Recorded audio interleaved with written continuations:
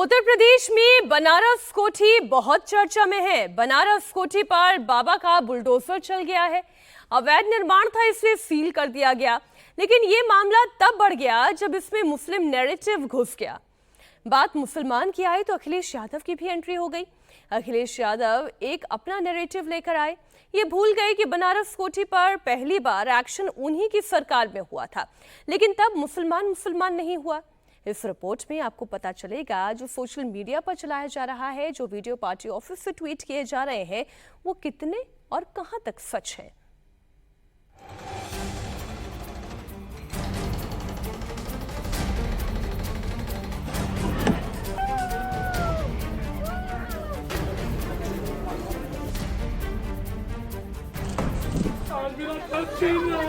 मेरी बेटियों को हाथ लगा रहे हो क्योंकि हम मुसलमान हैं।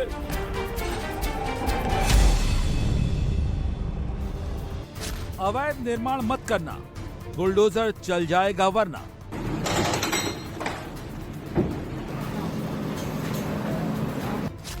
नियम कानून मत तोड़ना, हथौड़ा चल जाएगा वरना।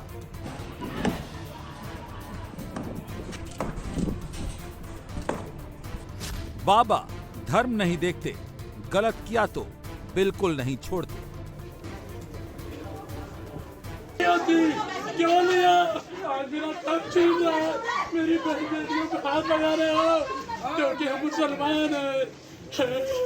करो करो जो करना है, करो करो। ये खुर्शीद आलम है। ये क्यों मुसलमान कर रहे हैं? क्यों कह रहे हैं मुसलमान हैं, इसीलिए इनका घर तोड़ा जा रहा है। अब सवाल है कि क्या वाकई मुसलमान होने की वजह से इनके साथ ऐसा हुआ है? तो पहली बात, खुर्शीद आलम जिसे घर कह रहे हैं, क्या वाकई में वो इनका घर ही है? तो इसका जवाब है नहीं। जिसे वो घर कह रहे हैं वो घर नहीं बल्कि आलीशान होटल है, और कोई छोटा मोटा नहीं बल्कि लग्जीरियस 5 मंजिला होटल। एक नहीं 2 होटल है। लाल पत्थर से नक्काशीदार बना ये है बनारस कोठी, और थोड़ी दूर पर एकदम सामने है रिवर फ्रंट पैलेस। अब घर होटल कैसे हो गया, उसी में सारे विवाद की जड़ है। बनारस कोठी और रिवर फ्रंट पैलेस दोनों होटल रेजिडेंशियल प्लॉट के नक्शे पर बने हैं। G+2 यानी 2 मंजिला घर बनाने की यहाँ इजाजत थी। जहाँ घर होना चाहिए था वहाँ 90 कमरों के 2 आलीशान होटल बना दिए गए। बनारस विकास प्राधिकरण का कहना है कि ये दोनों होटल अवैध हैं, नियम कानून ताक पर रखकर बनाए गए।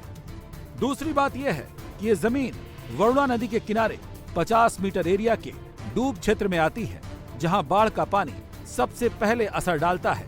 लिहाजा सरकारी आदेश में पहले से ही किसी भी तरह के निर्माण की अनुमति यहाँ नहीं दी गई। यहाँ 2 मंजिला मकान बनाने की और सिर्फ पेड़ पौधे लगाने और फसल करने की अनुमति दी गई है, लेकिन यहाँ होटल बना दिया गया। मतलब सरकार की नजर में ये होटल अवैध साबित हो गया। हम टारगेट क्या? आप मुसलमान हैं, आप मुसलमान हैं, और सबके हमारे दादाजी लाइफ मेंबर हैं सर भारतीय जनसंघ पार्टी के।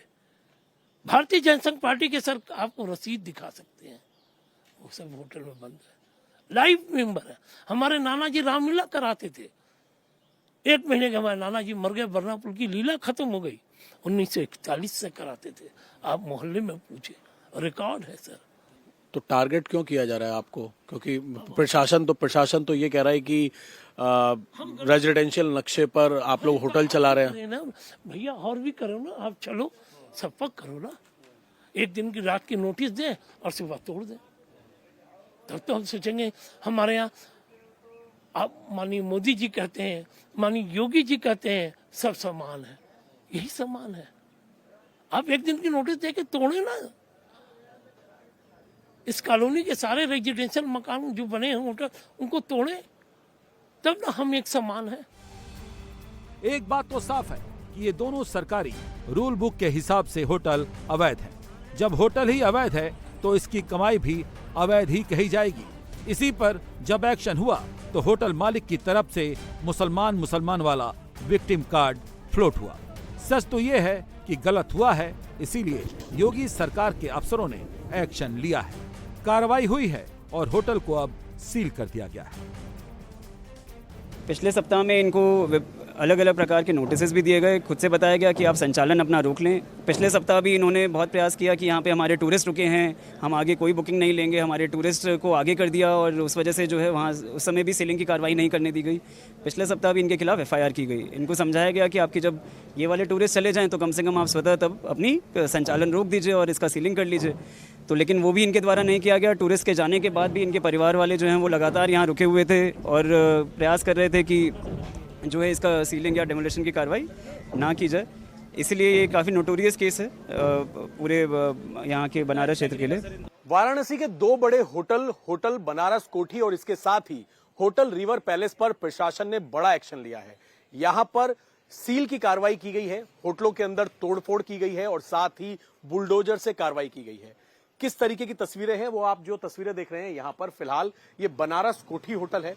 बनारस कोठी होटल के ऊपर ये आरोप है जो कि वाराणसी डेवलपमेंट अथॉरिटी है कि ये इलाका जो है ये पूरी तरीके से रेजिडेंशियल इलाका है और इस इलाके के अंदर ये जो जमीन है वो ग्राउंड+2 यानी कि रेजिडेंशियल नक्शा यहाँ का पास किया गया था, लेकिन उसके बाद यहाँ पर कई सालों से होटल चलाया जा रहा है जो कि अवैध तरीके से चलाया जा रहा है। ये वाराणसी डेवलपमेंट अथॉरिटी का कहना है। आप तस्वीरें देखेंगे, ग्राउंड+2 का जो था वो नक्शा पास था, लेकिन 5 मंजिला ये काफी आलीशान इमारत यहाँ पर बनाई गई और जहां से आप शुरुआत देख रहे हैं यहां से लेके आखिरी तक जहां तक आपकी नजर जाएगी ये बनारस कोठी होटल है। इस बनारस कोठी जो होटल है यहां पर यह बताया जा रहा है कि 26 तारीख की रात को 9:30 बजे के आसपास जो VDA है वो यहां पर पहुंचते हैं, एक नोटिस यहां पर चस्पा करते हैं और नोटिस चस्पा करने के बाद 27 तारीख को यहां पर कार्रवाई की जाती है। बुलडोजर यहां पर लाए जाते हैं, 5 बुलडोजर, क्योंकि एरिया आप देख रहे हैं काफी बड़ा एरिया है। बुलडोजर यहां पर लाए जाते हैं, मजदूर यहां पर पहुंचते हैं और होटल में अंदर जितने कमरे हैं उसको डिसमेंटल करने की कार्रवाई की जाती है। ये आप देखेंगे अगर तो यहां पर पूरी तरीके से होटल को सील कर दिया गया है। VDA ने यहां पर लिखा हुआ है कि VDA द्वारा अवैध निर्माण सील, इस तरीके से यहां पर इसे बंद कर दिया गया है, सील कर दिया गया है और यहां पर एक नोटिस चस्पा कर दिया है और जो नोटिस है उसमें लिखा हुआ है वाराणसी विकास प्राधिकरण की तरफ से कि जाफर अली जो है उनकी बुद्ध विहार कॉलोनी के अंदर ये जो 18, 19, 20 जो भूखंड संख्या है ये स्वीकृत मानचित्र के विपरीत है और G+5 तलों का निर्माण अवैध रूप से करके होटल का संचालन किया जा रहा था। उत्तर प्रदेश नगर नियोजन ने इसको जब शर्तों का उल्लंघन किया तो होटल का संचालन यहां पर नहीं होगा, इनको नोटिस दिए गए और नोटिस देने के बाद यहां पर इसके ध्वस्तीकरण की कार्रवाई जो है, आंशिक ध्वस्तीकरण की कार्रवाई की गई है। बात बस इतनी सी है, लेकिन इसको मुसलमान वाला एंगल दे दिया गया। बनारस कोठी और रिवर फ्रंट होटल के मालिक खुद को विक्टिम बता रहे हैं, लेकिन बनारस कोठी और रिवर फ्रंट होटल को सील क्यों किया गया वो जान लेते हैं। होटल को लेकर बीते 10 सालों से विवाद चल रहा है। 2015 में प्रशासन ने घर के नक्शे पर होटल का अवैध निर्माण बताकर इन दोनों होटल को सील किया था, लेकिन उस वक्त VDA और सरकार से सेटिंग बनी और होटल का धंधा चलता रहा। मुकदमा भी दर्ज किया गया, लेकिन होटल का कारोबार चलता रहा। इसके बाद लगातार होटल की बुकिंग भी होती रही। 2016 में होटल के ध्वस्तीकरण का आदेश पहले जारी हुआ। होटल मालिक कमिश्नर और हाईकोर्ट के पास गए, लेकिन अपील खारिज हो गई। 2017-18 में भी होटल गिराने के लिए टीम पहुंची, लेकिन उस वक्त महिलाओं को आगे करके विरोध प्रदर्शन किया गया, जिसकी वजह से कार्रवाई नहीं हो सकी। सरकारी काम में बाधा डालने को लेकर उस वक्त भी FIR दर्ज हुई थी। दोबारा ऑर्डर जारी होने के बाद बुकिंग रोकने के लिए फिर से कहा गया, लेकिन फिर भी होटल की बुकिंग होती रही। लगातार 3 बार नोटिस की कार्रवाई के आदेश के बाद भी होटल मालिकों ने नहीं सुनी, तब VDA ने एक्शन लिया। 2 बड़े इलीगल होटल जिसमें 90 कमरे हैं और ये कई हज़ार वर्ग फीट में हैं, ये संचालन किया जा रहा था। 2016 में डेमोलिशन ऑर्डर पारित हुआ था। उसके उपरांत इनके द्वारा कई लेवल्स पे जो है कमिश्नर सर के यहाँ शासन में, हाई कोर्ट में कई जगह इनके द्वारा पूर्व में अपील किया गया, लेकिन इनकी सभी जगह से जो अपील थी वो खारिज कर दी गई। पूर्व में भी यहाँ पे सील करने का प्रयास किया गया था 2017-18 में, लेकिन तभी इनके द्वारा महिलाओं को आगे करके प्रयास किया गया कि सीलिंग ना हो पाए, डेमोलिशन ना हो पाए। उसमें भी सरकारी सेवा में, सरकारी कार्य में बाधा डालने के लिए जो है इनके खिलाफ FIR हुई थी 2017-18 में भी। उसके बाद भी जब ऑर्डर्स पारित हुए तो इनके द्वारा स्वतः जो है ना इनके द्वारा सील किया गया, ना इनके द्वारा अपना होटल जो संचालन जो है बंद किया गया। तो ये पिछले 6 सालों से, 5 से 6 सालों से इलीगल होटल चला रहे हैं, उससे कमाई कर रहे हैं और इलीगली ये इनकम सारी इनके द्वारा अर्जित की जा रही है। इसमें पूर्व में अभी बोर्ड मीटिंग VDA प्राधिकरण की हुई थी। उस बोर्ड मीटिंग में भी ये मैटर्स उठा, स्पेसिफिक कंप्लेंट्स हुई कि इस प्रकार के होटल्स चल रहे हैं। तो बोर्ड मीटिंग के बाद एनफोर्समेंट की कार्रवाई को और तेज़ किया गया। होटल जो है आप देखिए कितना बड़ा होटल है, आलीशान होटल है। ये होटल यहाँ पर दोनों बनाए गए और यहाँ पर होटल का संचालन हो रहा था, जिसके खिलाफ 2015 में भी कार्रवाई हुई थी, सील किया गया था। उसके बाद अनसील हुआ और जब होटल चलता रहा तो प्रशासन का ये कहना है कि अवैध तरीके से ये होटल चल रहा था, कमर्शियल एक्टिविटी यहाँ पर हो रही थी, जिस वजह से प्रशासन ने होटलों के अंदर डिसमेंटल की कार्रवाई करने के बाद होटलों को सील कर दिया है। जब भी बनारस के अंदर, हम आपको ये भी बताते हैं कि चाहे ये बनारस कोठी होटल है या फिर साथ में ये रिवर पैलेस होटल है, ये आमतौर पे जैसे लोग होटलों में रुकते हैं उनके लिए ये बुक नहीं होते थे, ऑनलाइन यहाँ पर बुकिंग नहीं होती थी, बल्कि या तो यहाँ पर कोई बड़ी भागवत कथा होती थी उसके लिए होटल बुक होते थे कई कई महीनों के लिए। और इसके साथ ही बनारस के अंदर, वाराणसी के अंदर जितनी हिंदी पिक्चरें शूट होती हैं उनकी पूरी यूनिट जो है उनको ये होटल दिए जाते थे। ये जो आप रिवर पैलेस होटल देख रहे हैं, यहां पर आप देखेंगे ये पुराने जमाने के स्कूटर खड़े हुए हैं। कई सारी ऐसी मूवीज हैं जो कि बनारस के अंदर शूट हुई हैं, चाहे रांझना मूवी की बात करें तो जो उनकी यूनिट यहां पर आती थी, तो इन होटलों का ये काम होता था कि ये लोग यहाँ की जो लोकल पुरानी चीजें हैं वो प्रोवाइड करवाते थे फिल्म इंडस्ट्री के लोगों को, चाहे वो पुराने स्कूटर हो, पुरानी गाड़ियां हो, जिससे पुराना बनारस जो है वो पिक्चर के अंदर दिखाया जा सके। ये काम इन लोगों का था और इससे पहले इनका कहना है कि इनका बसों का काम भी था। अब फिलहाल डिसमेंटल कर दिया गया है, अंदर से होटल को पूरी तरीके से सील कर दिया गया है। बनारस कोठी और रिवर फ्रंट पैलेस के मालिकों ने जो अब तक किया, उसी वजह से इस बार प्रशासन सतर्क रहा। कल भी जब होटल सील किया जा रहा था, मुस्लिम के साथ महिला वाला कार्ड भी चला गया, लेकिन इस बार शायद बाबा के अफसरों की तैयारी बड़ी थी, इसीलिए होटल पर कार्रवाई मुकाम तक पहुंचा दी गई। अब सवाल है कि खुर्शीद आलम प्रशासन पर ये क्यों आरोप लगा रहे हैं कि मुसलमान हैं, इसीलिए उनके साथ ज्यादती हो रही है। इसके पीछे की वजह भी है। दरअसल इनका कहना है यहाँ 25 होटल और भी ऐसे हैं, लेकिन उन पर ही कार्रवाई क्यों हो रही है। आरोप है कि ये सारे होटल सत्ताधारी दल से जुड़े लोगों के हैं। अगर कार्रवाई का पैमाना डूब क्षेत्र में अवैध निर्माण है तो यहाँ 756 मकान हैं जो रेजिडेंशियल नक्शे पर कमर्शियल काम कर रहे हैं। किसी का मकान नहीं तोड़ा जा रहा है, उनका ही क्यों।